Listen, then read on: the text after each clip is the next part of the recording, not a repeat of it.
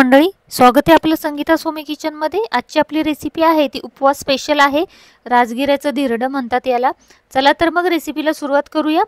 इथं सुरुवातीला आपण चटणी करून घेऊयात। चटणीसाठी इथं मी 10-12 मिरची आणि थोडंसं खोबरं घेतलेलं आहे। ते एका मिक्सरच्या भांड्यामध्ये घालून त्यावरती चवीनुसार मीठ ॲड केलं, थोडीशी साखर घालायची आणि बारीक करून पेस्ट घ्यायची। यामध्ये तुम्ही कोथिंबीरीचा वापरही करू शकता। जर तुम्ही उपवासाला कोथिंबीर चालत असेल किंवा खात असाल तर यामध्ये कोथिंबीरी घातली तरी चालू शकते। आता बघू शकता इथं आपली चटणी तयार झालेली आहे। आता इथं मी राजगिऱ्याचं पीठ घेतलेलं आहे। इथं मी राजगिरा पीठ घेतलेलं आहे। हे केपराचं आहे, तुम्ही कोणतंही घेऊ शकता जे अवेलेबल असेल ते। त्यानंतर ताक घेतलेलं आहे थोडंसं 1/3 कप, एक बटाटा उकडून घेतलेला आहे आणि थोडीशी मिरची बारीक करून घेतलेली। आता आपण इथं जे पीठ घेतलेलं आहे ते कट करून घेऊया आणि मग बाउलमध्ये घेऊया। आता इथं मी अर्धा कपाचे करणार आहे। आपण बघूया अर्धा कपामध्ये किती याचे धिरडे तयार होतात ते। आणि हे धिरडे ते झटपट तयार होतात, खायलाही खूप चविष्ट लागतात। आता इथं मी सुरुवातीला हे पीठ या बाउलमध्ये घालून घेतलेले। त्यानंतर बटाटा यातील अर्धा बटाटा यामध्ये घालणार आहे आणि तो किसून घालणार आहे, म्हणजे तो लवकर मिक्स होऊन जाईल पिठामध्ये। आता इथं पीठ अर्धा कप घेतल्यामुळे बटाटा अर्धा घातलेला आहे। तुम्ही 1 कप पीठ घेतलं तर 1 कप जो बटाटा आहे एक अख्खा तो पूर्ण घालू शकता। त्यानंतर आपण हे बटाटा किसून झाल्यानंतर त्यावरती जी मिरची बारीक करून घेतली होती ती घालून घ्यायची। इथं अर्धा चम्मच घालत आहे कारण मिरची भरपूर तिखट असल्यामुळे। त्यानंतर हे जे ताक घेतलेले 1/3 कप ते घालून घेते आणि त्यानंतर आपण हे चवीनुसार मीठ ॲड करायचे। मी मिरचीमध्ये पण मीठ थोडंसं घातलं होतं त्यामुळे मीठ आता थोडं वापरणार आहे। आता आपण हे चांगलं मिक्स करून घेऊया। थोडं थोडं पाणी घालत हे चांगलं बॅटर आहे ते घावणचं जसं बॅटर आपण मिक्स करतो त्या पद्धतीनं मिक्स करून घ्यायचे। इथं मला 1 कपाला थोडंसं कमी पाणी लागलेलं आहे। जसं तुम्ही जेवढं पीठ घ्याल त्या पद्धतीनं पाणी तुम्हाला लागेल।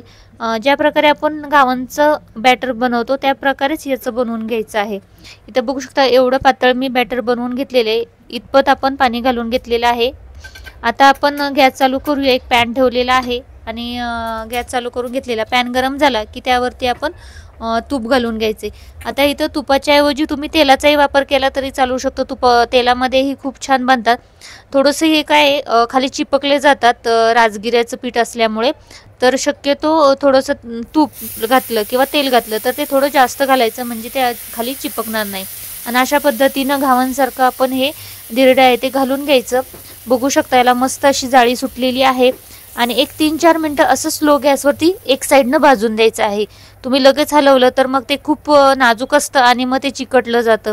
आता बघू शकता एक साईडनं भाजलेलं आहे आणि मस्त असा ब्राऊन कलर आलेला आहे एक साईडने। असंच आपण दुसऱ्या साईडनं पण भाजून घेऊया। या धिरड्यांमध्ये तुम्ही बटाटा स्किप केला तरी चालू शकता, तसेही खूप छान लागतात। डायरेक्ट करायची आणि चटणी सोबत खायला द्यायचे। फक्त भाजताना दोन्ही साईडने खरपूस रंगापर्यंत भाजायचे, म्हणजे खायला खूप छान लागतात। गरम गरम सर्व करायचे। अशा पद्धतीने घालून घेतल्यानंतर लगेच त्याला हात नाही लावायचा। एक साईडनं चांगलं भाजत आल्यानंतर मग पलटी करून घ्यायचे, म्हणजे व्यवस्थित धिरडं आहे ते तुटलं जात नाही। आणि अशा प्रकारे मी पातळ केलेले। तुम्हाला जाड हवं असेल तर मग थोडंसं पीठ आहे ते थोडंसं घट्ट हे करायचं, भिजवायचं, म्हणजे त्याचे जाड असे धिरडे तयार होतात। बघू शकता मस्त असा ब्राऊन कलर आलेला आहे। दोन्ही साईडनं छान असे भाजून घेतलेले। या अर्धा कपामध्ये कमीत कमी आपले जे धिरडे तयार झालेले आहेत ते 5 धिरडे तयार झालेले आहेत एवढ्या आकाराचे, म्हणजे भरपूर धिरडे असे तयार होतात। आता आपला शेवटचा टाकलेला आहे तोही मी भाजून घेते आणि त्यानंतर आपण सर्व करून घेऊया। सर्व करताना तुम्ही दह्यासोबतही सर्व करू शकता किंवा मग हिरवी चटणी करून त्याच्यासोबतही सर्व केलं तरी चालू शकतं। आणि जर चटणी वगैरे काही नसेल तर यामध्ये मिरचीचा थोडासा वापर जास्त करायचा आणि तसंही मग आपण ते खाऊ शकतो।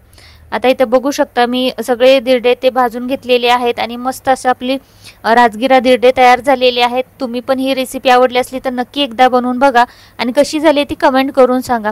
रेसिपी आवडली असल्यास चॅनलला लाईक, शेअर आणि सबस्क्राईब करायला विसरू नका। बेल आयकॉन प्रेस करा, म्हणजे तुम्हाला अशाच काही रेसिपी पाहायला भेटतील।